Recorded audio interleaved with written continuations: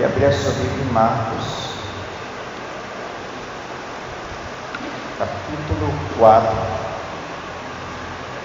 Nós vamos ler do 35 até o 41. Marcos, capítulo 4, e o versículo 35 ao 41.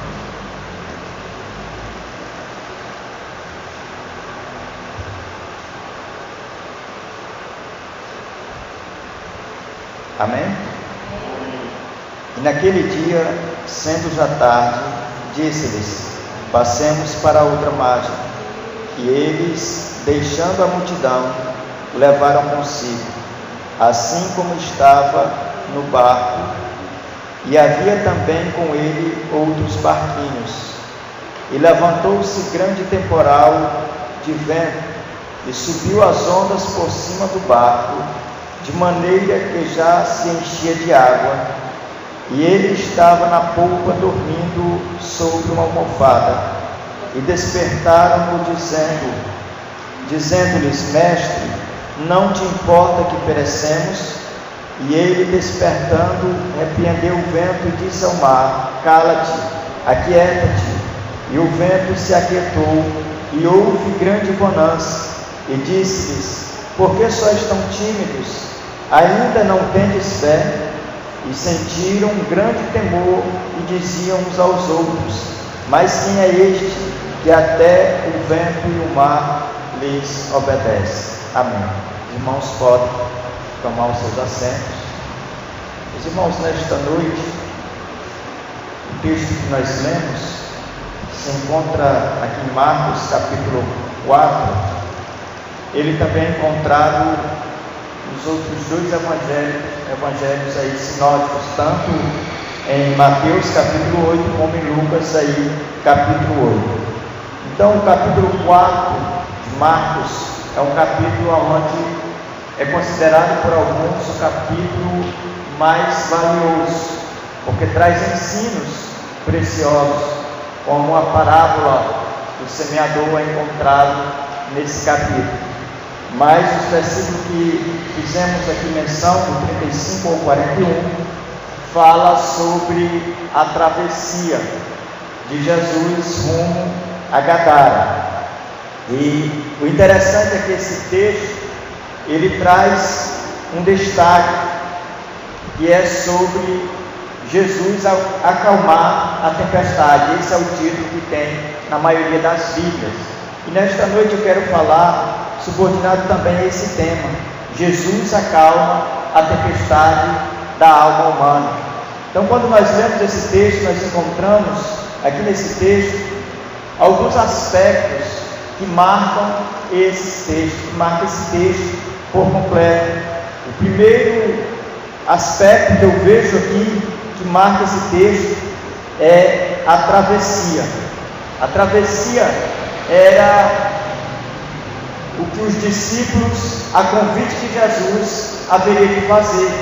A história vai dizer que Jesus está ali com seus discípulos, e ele entra no barco e chama os seus discípulos e diz aos discípulos no verso 35, ele diz: atravessamos para a outra margem. E quando nós olhamos para o texto, nós percebemos que o primeiro aspecto é essa travessia. É nessa travessia que vai acontecer uma transformação, tanto na visão dos discípulos, como na visão de Jesus, quando se trata dos discípulos. Porque quando os discípulos olham para Jesus e veem Jesus acalmando o mar e a tempestade, eles ficam atônitos, eles ficam temorosos, e eles perguntam uns para os outros: quem é este homem? E Jesus, quando vê o desespero dos discípulos em meio àquela turbulência, em meio àquela tempestade, o interessante é que Jesus pergunta para eles: aonde é que está a fé de vocês? Porque eu estou vendo que vocês são tímidos. E aqui, nessa travessia, a vida dos discípulos é marcada, porque os discípulos nunca na vida deles, eles tinham visto algo tão sobrenatural. Pois a história vai dizer que 1/3 dos discípulos de Jesus, eles foram chamados à margem daquele mar, daquele lago que é conhecido como o Mar de Tiberíades, ou o mar que banhava ali o litoral de Cafarnaum.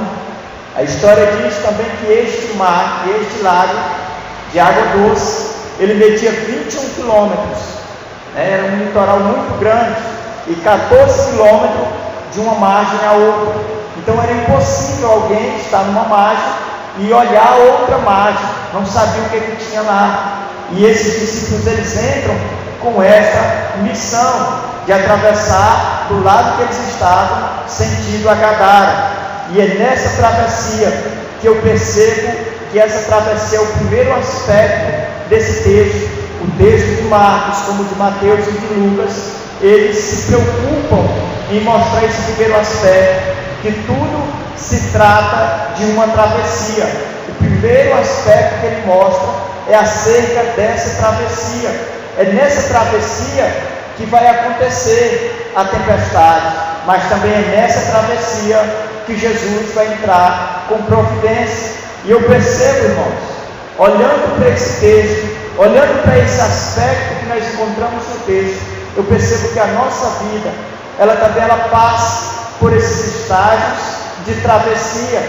Às vezes nós estamos em um barco, e esse barco às vezes é a nossa família, pode ser representado como a igreja, pode ser representado como a própria pessoa de Jesus. E o interessante é que quando nós estamos nessa travessia, as turbulências podem vir. As turbulências podem vir contra a nossa casa, contra a nossa família, contra a nossa congregação, contra a nossa própria alma. Mas também nessa turbulência que Jesus entra com providência. Nós precisamos crer que Jesus, ele vai estar sempre disposto a acalmar as turbulências que venham acontecer na nossa alma. Ainda que pareça impossível a travessia, mas a vitória é certa. Perceba que no versículo 35, eu quero que você acompanhe comigo, diz assim: e naquele dia, sendo já tarde, disse-lhe: passemos para outra margem. Perceba que Jesus, ele não está perguntando aos discípulos se poderia atravessar, ele está afirmando, ele está dizendo: passemos para outra margem. É como se Jesus estivesse dizendo para eles o seguinte: olha, aconteça o que acontecer, nós vamos estar lá do outro lado. Jesus aqui, ele olha para os discípulos e diz: eu posso até dormir nesse barco, vocês podem ficar acordados, vocês podem colocar em prática toda a experiência de embarcação que vocês têm, porque alguns de vocês nasceram aqui, se criaram aqui, têm empresas aqui de pescaria, vocês sabem muito bem como lidar com uma divergência do mal, do vento ou da tempestade. Mas uma coisa é certa, nós vamos chegar do outro lado. E os discípulos, eles entram, mas eles entram confiantes, porque eles sabiam o que eles tinham que fazer. Eles estavam na praia deles, eles manjavam muito bem naquela questão de remar, naquela questão de saber colocar o barco rumo aonde Jesus queria ir. Mas a história vai dizer que de repente, o vento começa a soprar, a chuva começa a cair, as ondas daquele lago de água doce começam a se agitar, e os discípulos, eles começam a remar contra ali a maré, mas eles não têm sucesso. Então a história vai dizer que o barco, ele começa a encher de água, e os discípulos, eles começam agora naquela turbulência, lutando agora para sobreviver, eles começam a engolir água, e é nesse momento que eles começam a gritar de uma forma desesperada, e alguém ali que estava no barco lembrou que Jesus estava na polpa dormindo sobre a almofada, e é nessa travessia que eles se lembram de Jesus e vão lá e chamam Jesus, e ali Jesus entra com providência. E aqui eu aprendo nessa travessia que além dela marcar a vida dos discípulos, ela também marcou a vida da igreja primitiva, porque a igreja primitiva, quando esses apóstolos, esses discípulos que participaram desse acontecimento, davam esse testemunho, a igreja se alegrava, porque via que o Messias que eles esperavam era alguém verdadeiro, era alguém que era enviado de Deus, que tinha poder sobre a natureza para acalmar o vento e acalmar o mar. E o interessante é que esse texto, ele deixa para nós uma verdade que nós precisamos crer. A verdade é que Jesus ele não acalma apenas a natureza, quem sabe essa natureza que nós conhecemos como os seres aí, que é o vento, a água, o mar, mas Jesus ele também acalma as turbulências da alma humana. Jesus também entra com providência naquele lugar onde a pessoa não pode ver, a pessoa não pode tocar, que é na nossa alma. Jesus entra para acalmar, Jesus entra para dar descanso, para dar esperança, para dar uma perspectiva. E é nessa travessia que todos nós passamos.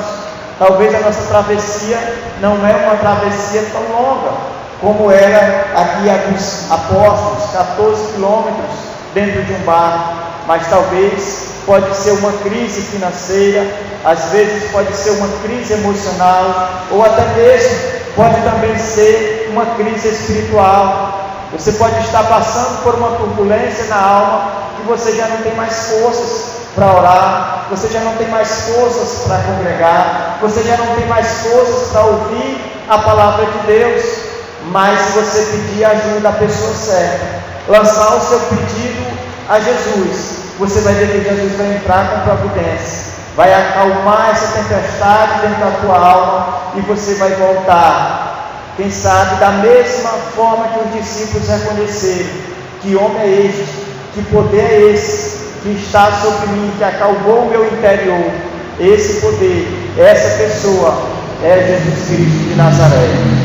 Só Ele, irmãos, sabe aonde é que nós passamos as maiores crises da nossa vida, sabe quais as áreas da nossa vida que precisa ser trabalhada, porque Jesus, Ele sabe aonde é a deficiência humana, Ele sabe aonde é a maior necessidade humana. Às vezes algumas pessoas ficam curiosas em querer descobrir aonde é e vai em busca de preencher por alguns prazeres do mundo e nunca consegue. Não consegue no dinheiro, não consegue, quem sabe, no alcoolismo, nas drogas, mas Jesus ele sabe que é na alma, ele sabe que esse vazio só pode ser preenchido com o Evangelho. Então é por isso que eu e você, quando ouvimos a palavra de Deus, quando estamos em um culto, nós nos alegramos e temos a certeza que o Senhor está conosco, porque o Senhor ele atesta isso dentro de nós, através do Espírito Santo que habita em nós. Quero ler ainda o versículo 37, para nós notarmos aqui um outro aspecto desse texto. O 37 diz assim: e levantou-se grande temporal de vento, e subiam as ondas por cima do barco, de maneira que já se enchia de água. Aqui no verso 37, a gente percebe que o aspecto que aparece aqui é a tempestade.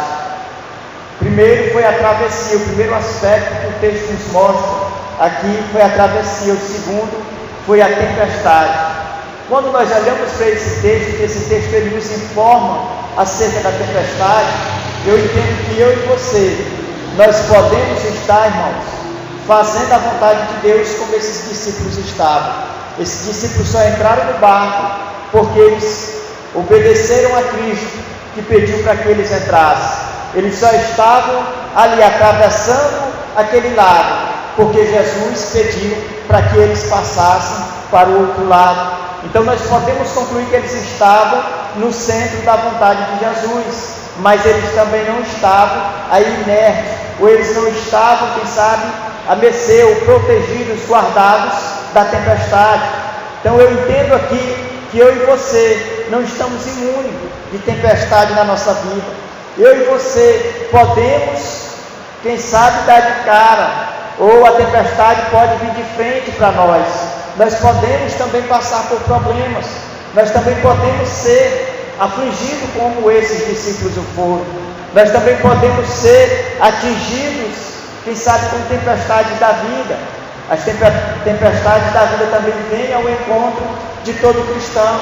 Quem sabe tem cristão que tem aprendido nesses últimos dias um evangelho da facilidade, que acha que as tempestades é só para a vida de quem está pecando, de quem está com a vida errada, de quem não tem compromisso com Deus, e não é bem assim. A Bíblia diz que para todos que estão debaixo do céu, existe tempo e existe sorte.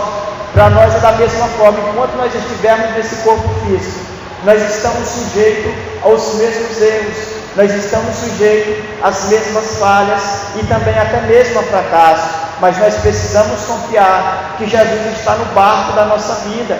Nós precisamos entender que nós não estamos só, nós não estamos em um barco, quem sabe, ao léu, em um oceano. Não, nós temos o Espírito Santo dentro de nós. A pessoa de Jesus, ela está representada como o Espírito, que é um outro consolador, que vai nos guiar, que vai nos ajudar nesses momentos difíceis, nos momentos das tempestades. Então não há porquê nós ficarmos tímidos diante das tempestades. Nós precisamos ser ousados e confiar que o Senhor está conosco. Um outro aspecto que eu identifico aqui no texto está no versículo 39, que diz assim: e ele, despertando, repreendeu o vento e disse ao mar: cala-te, aquieta-te. E o vento se aquietou e houve grande bonança. Perceba aqui que o outro aspecto é que Jesus, ele acalma a tempestade. Jesus, ele não está no barco só por estar. Ele não está no barco ali, quem sabe, só de enfeite. Não, Jesus está naquele barco com um propósito. Ele tem ali algo a fazer pela vida daqueles que estão com ele. Jesus, ele está na nossa vida também é para nos guardar, para nos livrar, para nos proteger, da mesma forma que ele estava nessa embarcação. Jesus estava, os discípulos clamaram e ele entrou com providência, dando livramento.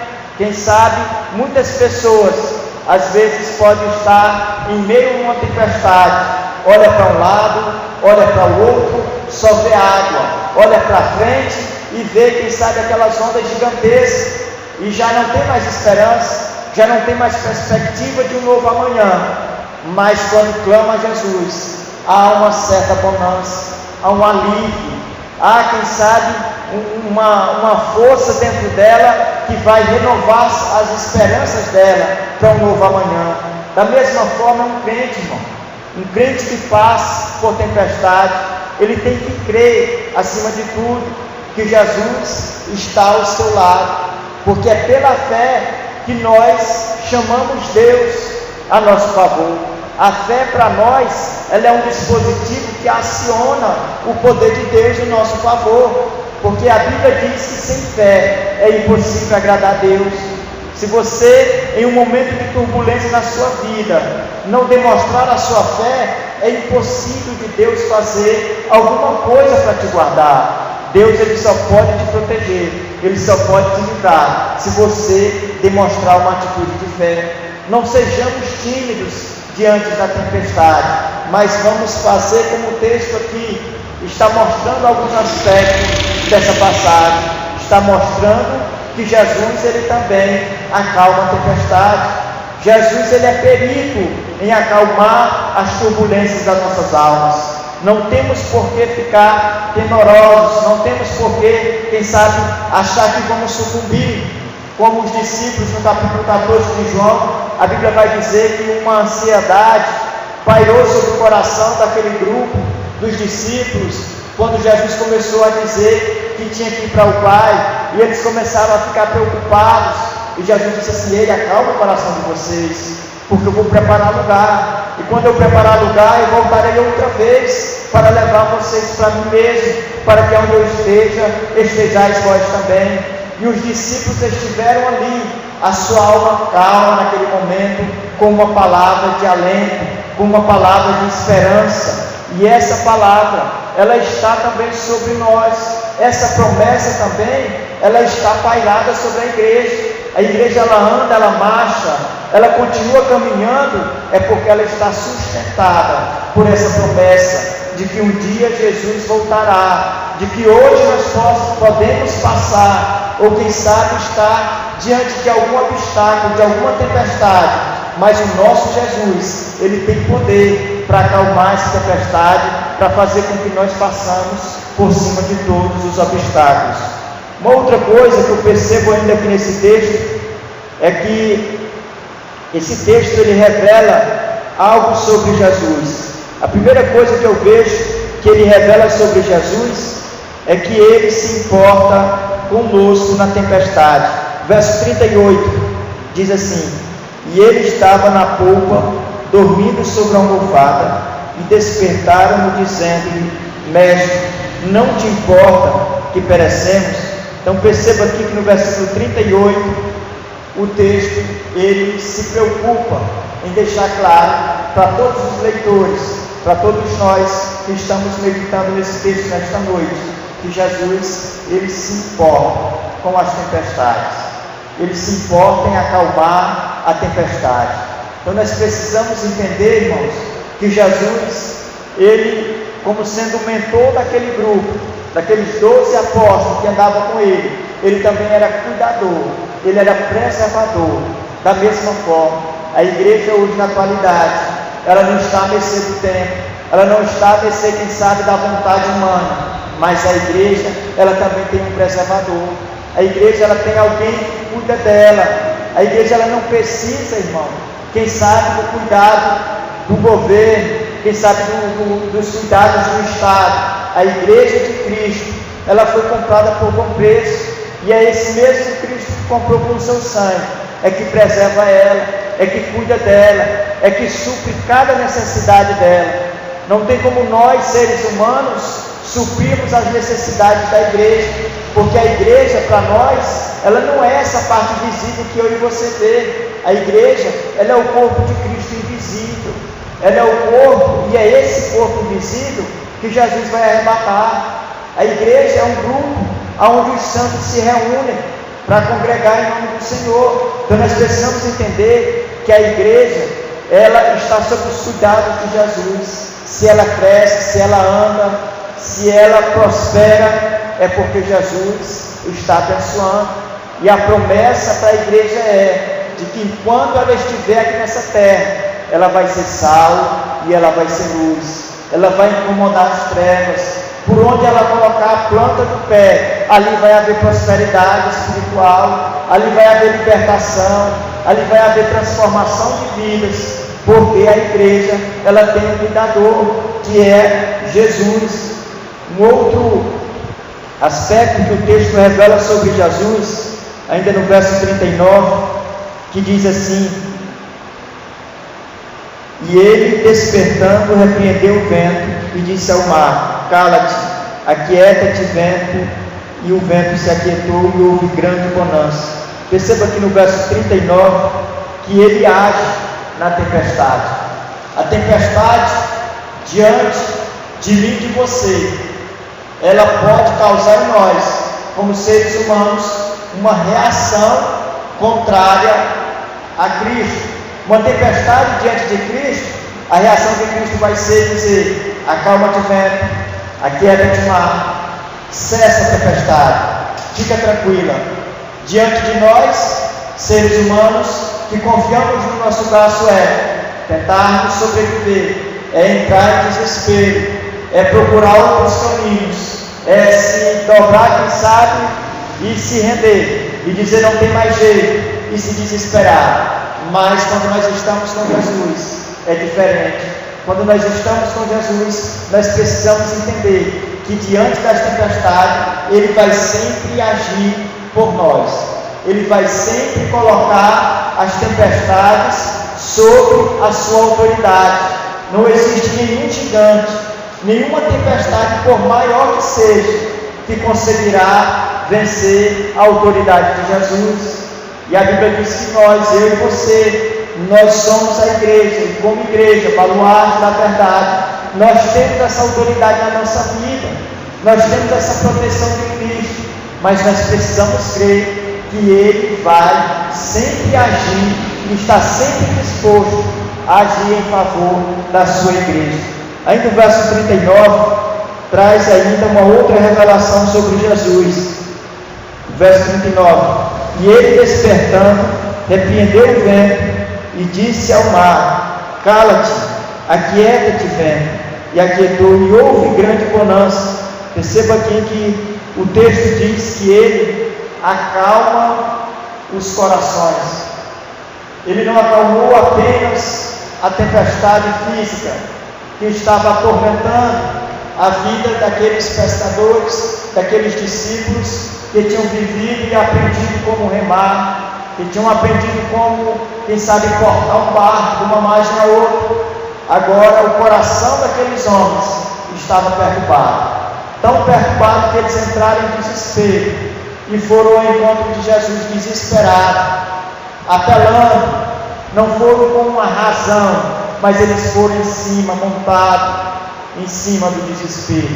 Chegaram diante de Jesus e começaram a gritar desesperado, gritando, chorando: Jesus, o Senhor não se importa conosco? O Senhor não está vendo que nós estamos aqui com as nossas forças acabando, desfalecendo, morrendo, e vamos morrer todos afogados? E aí Jesus, ele desperta. Primeiro faz aquietar a tempestade, depois aquieta também, tranquiliza o coração deles, e ensinando da mesma forma, dizendo: vocês estão tímidos, cadê a fé de vocês? É como se Jesus estivesse dizendo: olha, se vocês tivessem demonstrado nem que fosse um pouquinho de fé, o coração de vocês estava mais tranquilo. O desespero não tinha entrado com tanta facilidade nas palavras e no coração de vocês. Então eu aprendo aqui que nós, como igreja, nós precisamos tomar cuidado como nós estamos andando, para que o desespero não venha se instalar dentro de nós e nós não venhamos assim demonstrar atitude de timidez, de medo e de falta de fé. Porque se você quer ver um crente falido, é um crente que não tem fé, é um crente tímido, que às vezes a luta aparece e ele começa, quem sabe, correr atrás de outras coisas, corre atrás de A, de B, mas ele não tem ousadia de, pela fé, profetizar ali que algo vai acontecer, que algo vai mudar, que ele vai ficar bom, que ele vai prosperar, que ele vai dar um passo à frente. Mas ele baixa a cabeça e se entrega diante das dificuldades, porque não tem fé, porque é tímido. E nós não precisamos olhar e, quem sabe, alimentar essa parte humana, mas vamos viver na nossa parte espiritual, sempre crendo em Deus, sempre sendo ousado, porque a Bíblia diz que sobre nós, sobre a igreja, está um espírito de ousadia e não um espírito de medo. Eu e você fomos revestidos pelo Espírito Santo de Deus, e o Espírito de Deus, ele se manifesta através de nós de uma forma ousada, e não é de uma forma tímida, não é como alguém que não demonstra fé, mas é como alguém crente, é como alguém que fala e algo acontece, é como alguém que profetiza e algo tem que acontecer. E nós precisamos fazer isso, irmãos. Nós precisamos ser mais ousados. Hoje nós olhamos para as famílias que compõem a igreja, que compõem a sociedade cristã, e nós ficamos pensando aonde é que isso vai parar, porque a geração que nós fazemos parte é uma geração fraca. Mas sabe por que isso? É porque nas nossas casas, nos nossos lares, não tem mais, já foi extinto o culto doméstico, já foi extinto a questão de nós nos manifestarmos como pessoas ousadas, como pessoas que têm fé. Hoje, uma criança que sai de um lar cristão, ele já não tem mais nenhum testemunho de milagre para contar que aconteceu na sua casa, mas as gerações há 30, 40 anos atrás, elas viviam sempre contando que quando era criança, contemplou Deus curando lá no seu lar, contemplou milagres acontecendo, porque havia um ensinamento cristão nos lares. Hoje, o povo abandonou isso, o povo quer viver apenas nos cultos aos domingos, apenas na igreja, e acha que o culto a Deus é apenas aqui. Não é.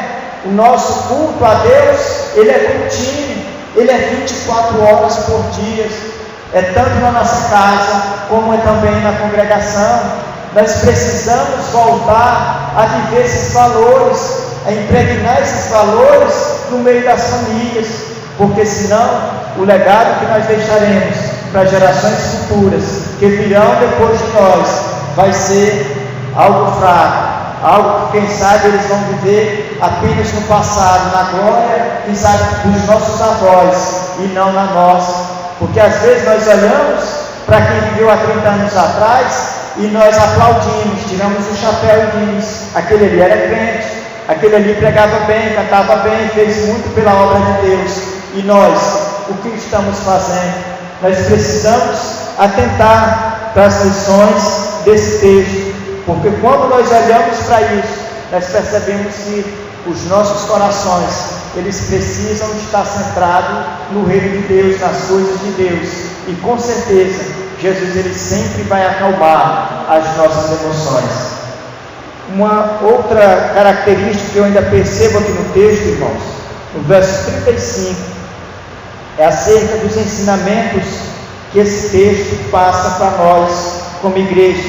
O verso 35 diz assim: e naquele dia, sendo já tarde, disse: passemos para outra margem.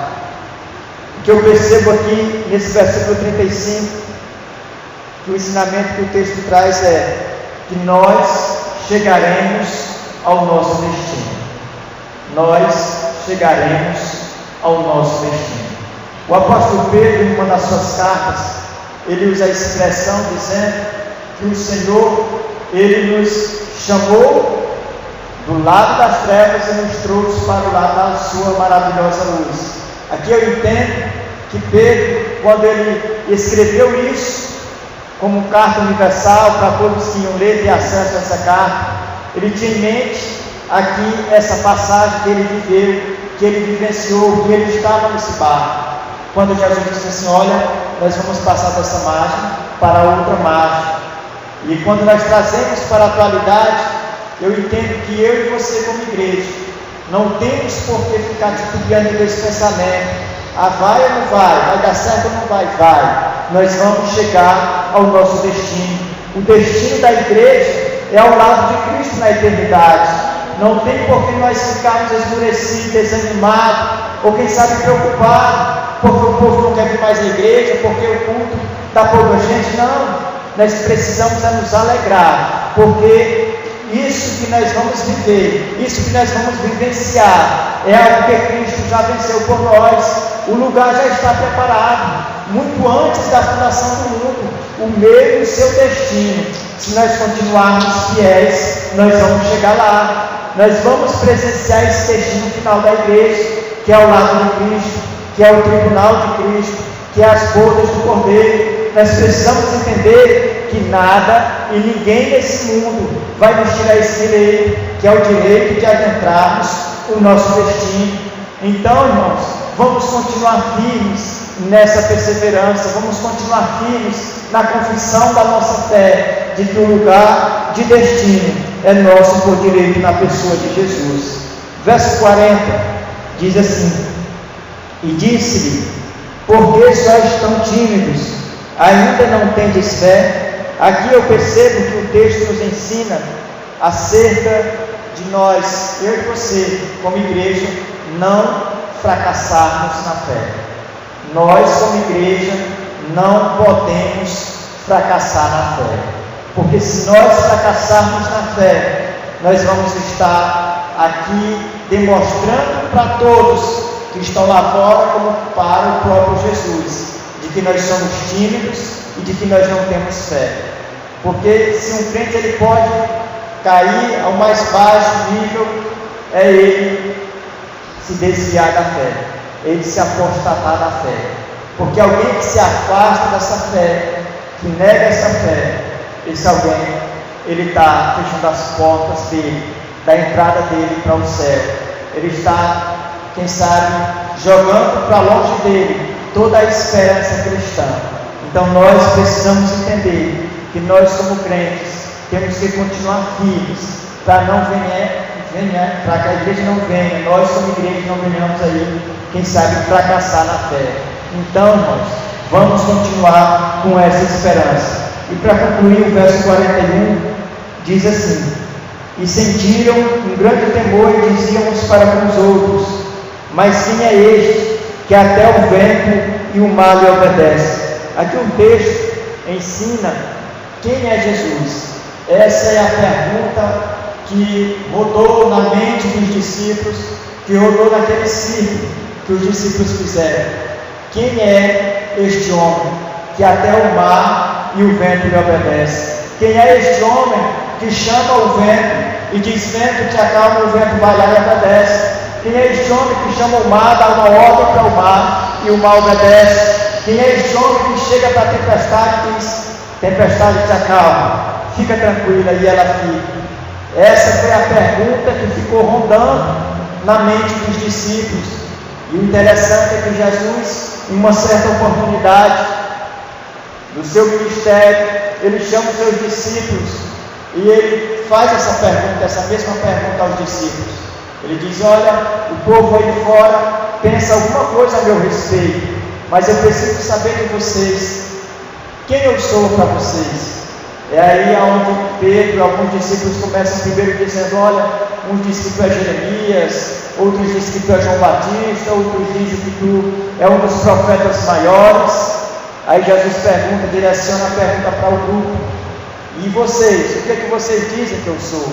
E ali Pedro diz: tu és o Cristo vindo de Deus.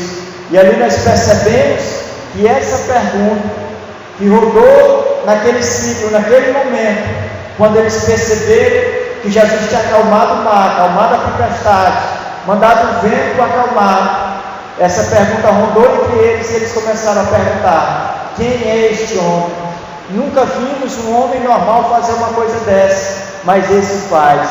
E ali eles, depois que presenciaram que Jesus tinha poder sobre todos os elementos criados, eles entenderam que eles estavam realmente diante do Messias, que eles tinham o privilégio de estar pendendo aos pés do enviado de Deus.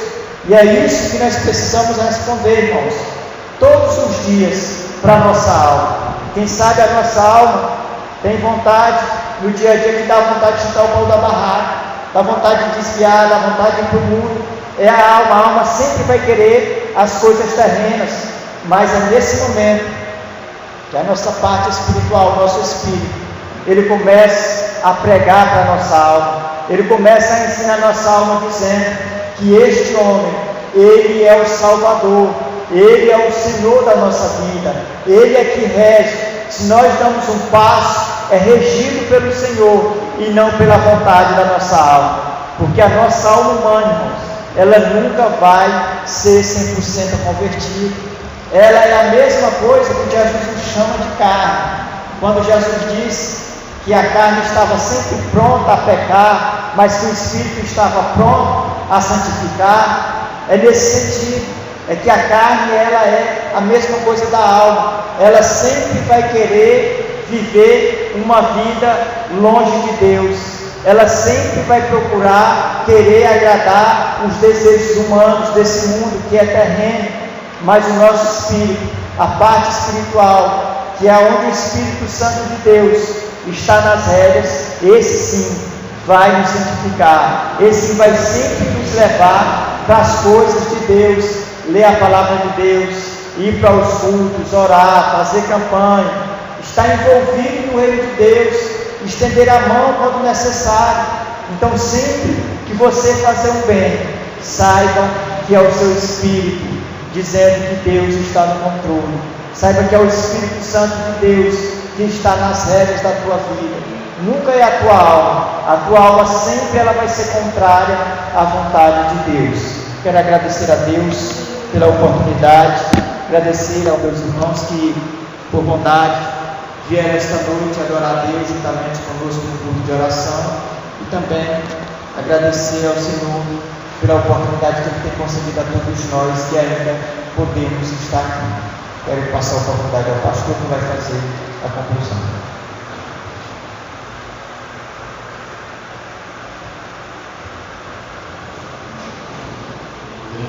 Deus,